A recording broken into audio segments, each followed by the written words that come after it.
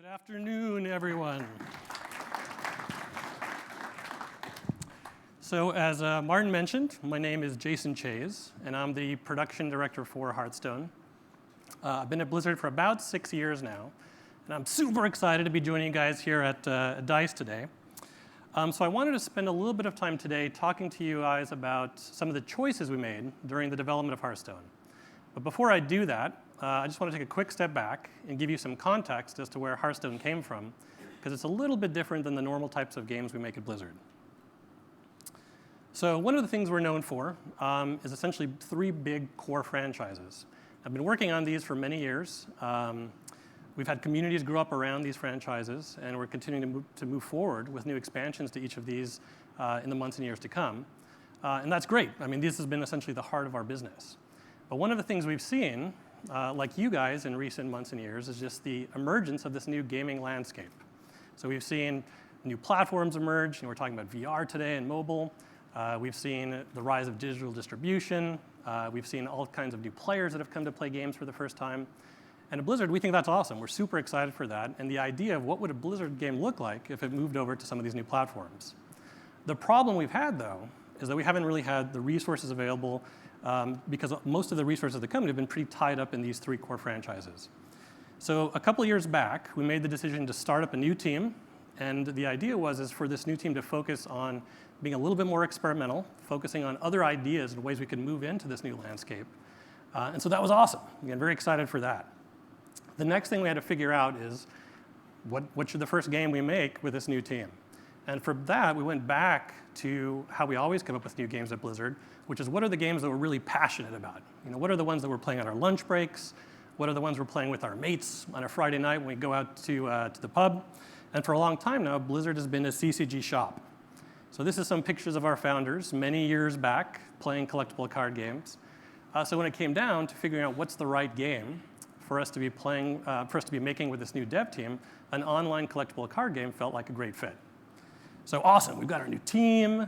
We've got this idea that where we want to go next with this new team, with this game. The next thing we ran into were choices. Now, these aren't the choices that come up over the course of development, like what kind of level do you want to make, or who are the characters we're going to feature. These are the really big choices that end up shaping the direction of the game and its real potential for where it could go. So I'm talking about things like, who's the game for? And which audiences do we want to target? Where will it be played? Which platforms are we going to focus on? Is this going to be a PC game? Is it going to be a mobile game? Is it going to be a VR game? And then finally, who's going to build out the experience? Now, obviously, the game team builds the game, but like Min was talking about this morning, the entire experience of the game is a lot more than that. You know, there's a ton of content that's getting released now that ends up filling out the entirety of the experience after it's launched. So is that going to be the game team, or is that going to be the community? So this is essentially the meat of what I want to talk to you guys about today, is how we approached all 3 of these choices when it came to the development and the release of Hearthstone. So first up is who is the game for? And as we launched the development process for Hearthstone, we really identified these 3 core audiences that could potentially be the groups that we're targeting with Hearthstone. The first up is the existing collectible card game players. And so we knew for this audience, it was going to be really important to have a lot of strategic depth to the game, to have kind of interesting ways to flesh out your collection over time, and also just to have a lot of different layers to the competitive aspects of the game. Now, if we're going to be responsible about the Hearthstone business and really thinking about another audience we could pull in, we really had to look at the World of Warcraft players, because here's a pretty big audience. We think they could be pretty passionate about the game as well. So if we're going to pull in that audience, we knew it was going to be really important to have deep connections to the lore of the Warcraft universe, as well as maybe some recognizable characters that they had seen while they were playing on the MMO. And then there's this third audience of casual players, and this is kind of the reason we got into this new team to begin with. And so if we're going to try and bring this audience in, we knew it was going to be really important to have a great entry experience where people could get in and start having fun very quickly within 5 minutes, and also potentially shorter play sessions that maybe you didn't have to sit down there for hours to play in one go. So this is our first real big choice, is who is Hearthstone for? You know, we really wanted to keep to our roots and really have a game that we're super excited about from a hardcore perspective, but at the same time, we knew that the casual audience was going to be really important for the success of the game, and we really wanted to have them have a great time playing as well. So who wins in this debate? Well, the answer is we didn't want to make that choice. that sometimes the Venn diagram is a lie. We didn't want to make a choice between the CCG players or the casual players or the World of Warcraft players. And instead, we wanted to make a game for everyone. One of the things we announced last week is that we had just reached 20 million players of Hearthstone. I don't think this would have been possible had we targeted one specific group within this audience. So this sounds great. It's kind of a Kobayashi Maru answer. But let me give you some more perspective on how we actually went about this. So first up was the CCG players. And for that audience, we knew it was going to be really important to maintain the depth of the game. Now, the good news is we actually had a foundation to build on here, which was there have been a lot of collectible card games that have come out in recent years. We knew we could really build into a lot of the interesting strategies that come from how the cards interact with each other. We also introduced a mechanic into the game called the hero power. The way this works is it's basically kind of a reusable hero power that you can use once per turn. And the way that that interacted with the card mechanics actually created some more layers of strategy and more depth to the overall game. The second audience that we were targeting was the Warcraft players, and for them, we knew it was going to be really important that there was a bridge that could bring them into Hearthstone. And so for that, we really wanted to focus on building Affinity, kind of using the passion that they had for the IP and having recognizable elements, whether it was seeing an Onyxia card that they saw in the Warcraft MMO, or some recognizable powers when they were playing as their Druid class or a Paladin class, that these were actually kind of connection points that could bring them into Hearthstone. And then the third group was the casual players, and we knew that was kind of going to be a more difficult group to bring into the game because we didn't have the foundations to begin with like we did with the collectible card game players and the Warcraft players. So for them, we knew that a big part of what we needed to focus on was the approachability of the game. And so the way we worked to resolve that was essentially accessibility through physicality. Let me explain what that means. So we really wanted to lean into what the casual players already knew from their experiences in the real world, particularly how it felt to interact with physical objects. So to some degree, that was what does it feel like to draw a card out of your hand and put it into play, but also when it comes to combat, how can we actually build on top of people's real world experiences to make the game more approachable? Now, this is a picture of Hearthstone from its very early days, when it was still a prototype. And one of the challenges that usually comes into play with collectible card games is that they're pretty dense experiences. They can tend to be kind of cerebral. There's a lot of rules, a lot of different mechanics you have to wrap your head around. And so this version of Hearthstone was definitely no exception. There's a lot of different elements up there. You're not really sure what's going on in the game board. You're not even clear whose turn it is. So what we wanted to do is use players' experience with physical objects to try and help bring down those entry barriers and make the game more accessible. So this is Hearthstone where it stands today. And an example of using that physicality is through the combat system. So in a second here, we'll pick up the Novice Engineer card there on the left and actually use it to attack the enemy hero. And we're basically describing kind of how big of an impact that was through what you're seeing in the effects. Now, it was a pretty small impact. When we pick up the Beast, who's a much larger minion, you get these really big ripples, you get like a screen shake, and sort of showing that a much bigger effect happened on the game. Same thing with spells. So this is a blizzard effect going off. And there's a lot of different things that this is kind of communicating at the same time. It's in a spell effect that hits all the enemy minions at the same time. It freezes them all, and actually does a decent amount of damage. So we're trying to use the effect there to suggest that this is a big impact event on the overall game board. And so in addition to just the effect providing eye candy and some cosmetic value, it's really trying to help players understand better what's actually happening in the game.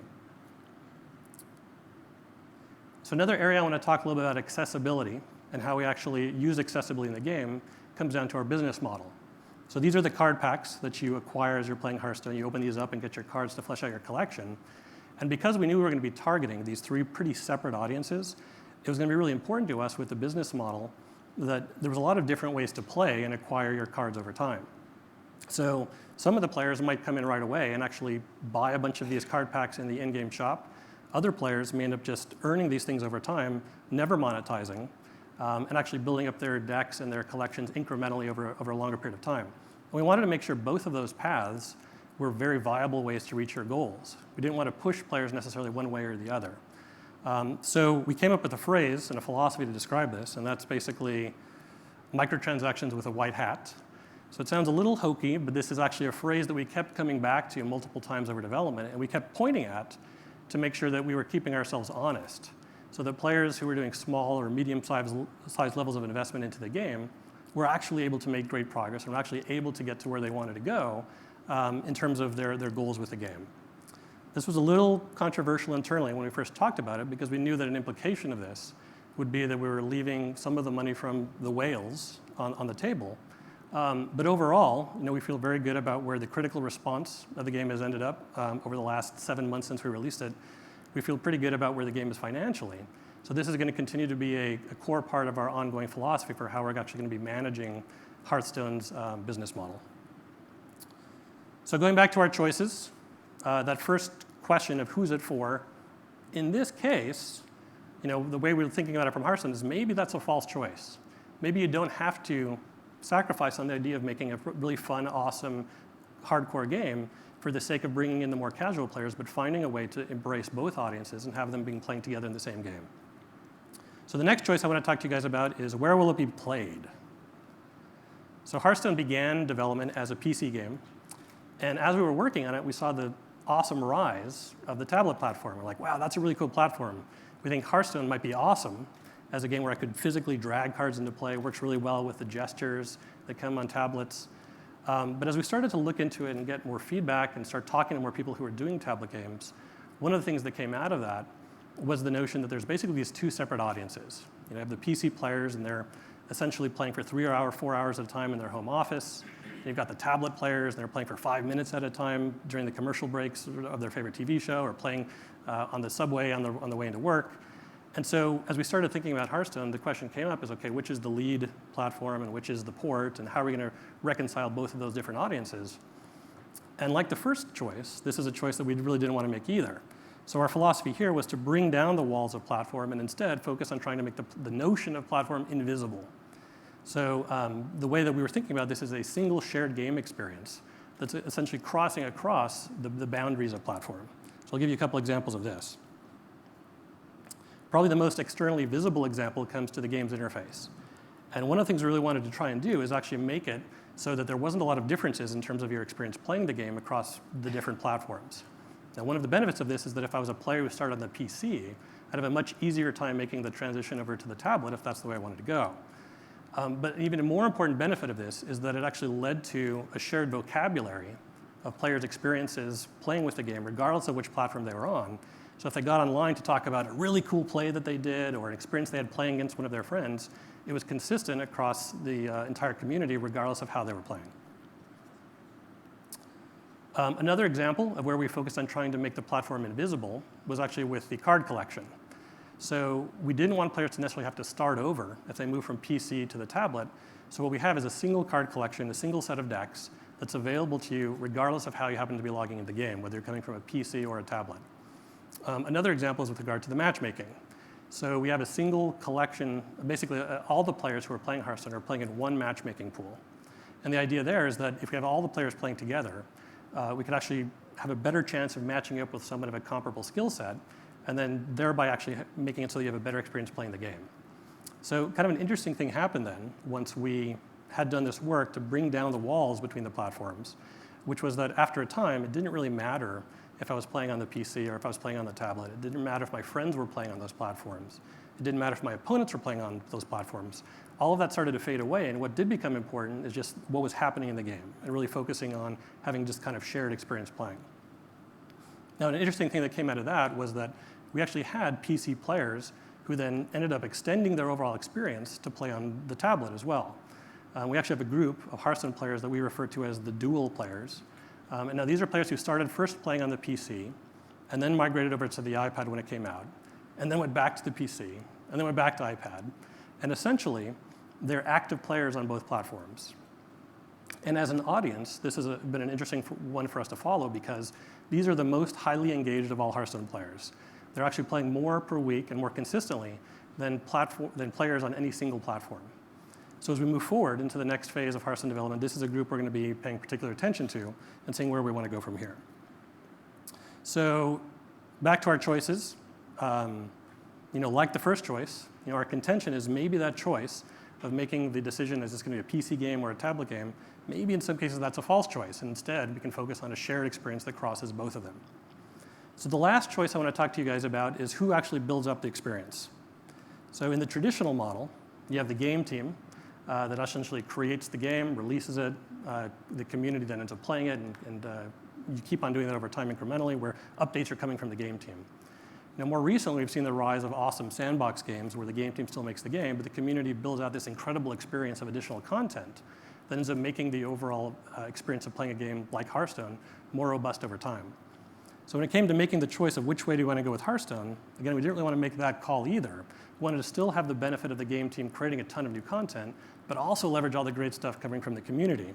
So here, our focus was on really a collaboration between the game team and the community, and essentially an exchange of ideas that we're building on top of each other to try and overall increase the quality of the experience for our players. So a few examples of this. The first one I want to talk about is the experience of watching Hearthstone.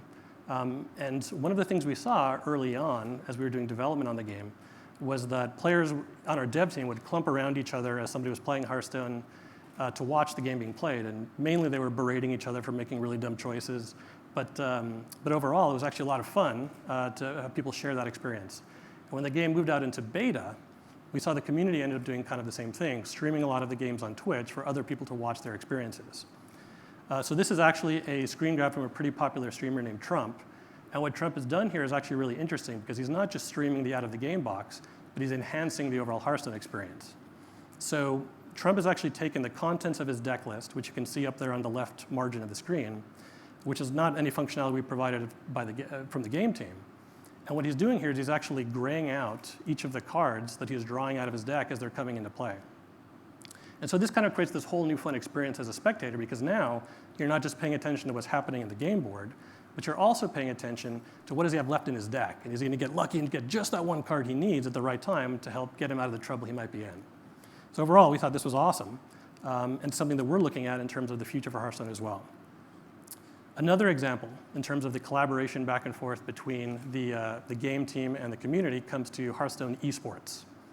So these three heroes represent a format that's called Last Hero Standing. And in the traditional collectible card game model, the way it works is I build my one deck and I go find an opponent who has their one deck. And we basically duke it out until one of us has all of our life removed. And at that point, the match is over. In Last Hero Standing, the way it works is I build 3 separate decks, each from one of 3 different classes, and I go and find an opponent who's done the same thing. And what we do is we basically go and pick my first hero, and the opponent picks their first hero, and whoever loses, that hero is eliminated. And then I move on to my next one. We basically keep playing this way until one player has all of their heroes eliminated. And what was really cool about this format is that, first of all, from a spectator experience, you get a lot more interesting sets of cards being played against each other because it's just more diverse. You have more classes to see interactions between. But more than that, it was actually a great format to really identify who the top-level Hearthstone players were. Because at this point, it wasn't enough just to be good with a single class and a single deck.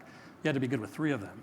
So we actually liked this format so much, we ended up bringing this into our own esports program and actually used this format, again, really driven and championed by the community, in our BlizzCon invitational tournament that we had last year.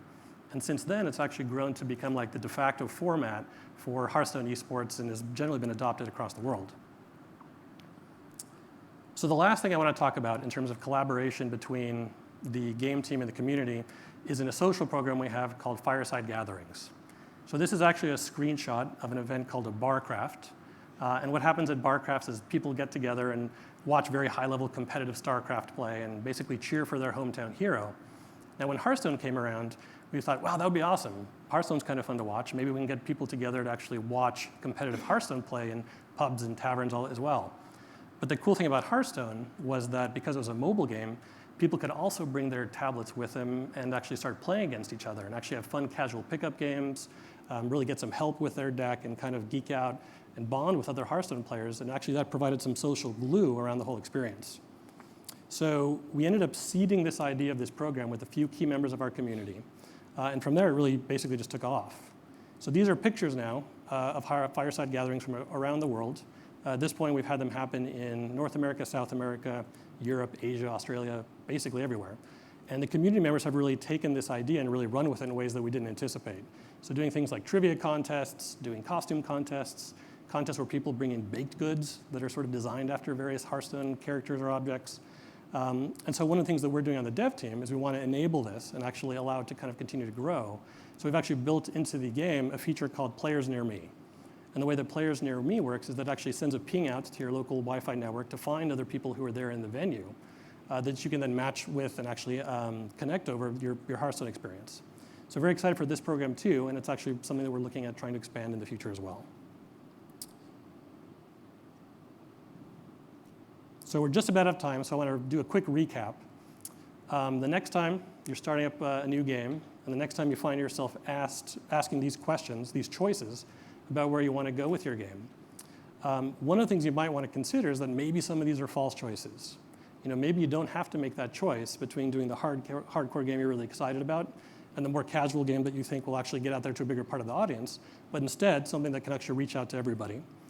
Maybe you don't have to make that choice between a single lead platform and then kind of a port platform, but instead focus on bringing down the walls of platform and try to make that invisible. And maybe you don't have to make that choice about is the community going to be driving all the content or the game team, but instead focus on it as a collaboration to try to take the best parts of both of them, and in the process, actually make a game for everybody. Thank you very much.